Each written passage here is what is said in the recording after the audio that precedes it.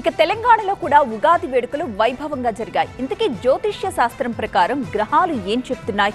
ఈ ఏడాది ఏ పార్టీ రాశి ఫలాలు ఎలా ఉన్నాయి? పంచాంగం ప్రకారం ఏ పార్టీకి శుభం, ఏ నాయకుడికి నష్టం? విశ్వావస సంవత్సరంలో ఎవరి విశ్వాసాలు నిజం కాబోతున్నాయో చూద్దాం. తెలంగాణ ప్రభుత్వం తరపున హైదరాబాద్లోని రవీంద్ర భారతిలో ఉగాది వేడుకలు జరిగాయి. సీఎం రేవంత్ రెడ్డి జ్యోతిని వెలిగించి కార్యక్రమాన్ని ప్రారంభించారు. వేడుకల్లో డిప్యూటీ సీఎం భట్టి విక్రమార్క, మంత్రులు జూపల్లి కృష్ణారావు, కొండా సురేఖ సహా కీలక నేతలు పాల్గొన్నారు. పండితులు బాచంపల్లి సంతోష్ కుమార్ శాస్త్రి పంచాంగ శ్రవణం చేశారు.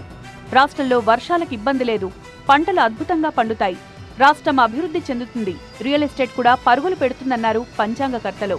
తన సంకల్ప బలం ఎలా ఉంటుందో రేవంత్ ఈ సందర్భంగా చాటి చెప్పారు. తన ప్రతి సంకల్పం నెరవేరిందన్నారు.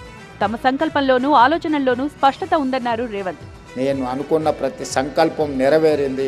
నా బిజినెస్ కి జిఎస్టీ నోటీస్ వచ్చింది. ఇప్పుడు ఏం చేయాలో అర్థం కావట్లేదు. ఇప్పుడే ఒక జిఎస్టీ ఎక్స్పర్ట్ తో మాట్లాడు. ఇప్పటికిప్పుడు జిఎస్టీ ఎక్స్పర్ట్ అంటే ఎక్కడ దొరుకుతారు? బాస్ వాలా బీ ద బాస్. ఈ రోజు తెలంగాణను కూడా తెలంగాణ రైజింగ్ 2050 ప్రణాళిక తీసుకొచ్చి ఈ దేశానికి తెలంగాణను ఆదర్శంగా నిలబెట్టి ఒక అద్భుతమైన అభివృద్ధి చెందిన రాష్ట్రంగా తెలంగాణను ముందుకు తీసుకువెళ్లాలనుకుంటున్నా. తెలంగాణ భవన్లోనూ వైభవంగా ఉగాది వేడుకలు జరిగాయి. బీఆర్ఎస్ వర్కింగ్ ప్రెసిడెంట్ కేటీఆర్, మాజీ మంత్రులు సహా కీలక నేతలు ఈ వేడుకల్లో పాలు పంచుకున్నారు. ఈ ఏడాది కేసీఆర్ జాతకం చాలా బాగుంది, ఆయనకు మళ్లీ రాజయోగం రాబోతోందన్నారు పండితులు. కేసీఆర్ గారు ఖచ్చితంగా ముఖ్యమంత్రిగా పట్టం పట్టడానికి అవకాశం ఉండేటువంటి సంవత్సరం ఇది. ఉగాది సందర్భంగా తెలంగాణ బీజేపీ ఆఫీసులో సుదర్శన హోమం నిర్వహించారు బీజేపీ రాష్ట్ర అధ్యక్షులు కిషన్ రెడ్డి. ఆ తర్వాత పంచాంగ శ్రవణంలో పాల్గొన్నారు. తెలుగు సంవత్సరం ప్రారంభం సందర్భంగా పార్టీ శ్రేణులకు కీలక దిశానిర్దేశం చేశారు కేంద్ర మంత్రి కిషన్ రెడ్డి.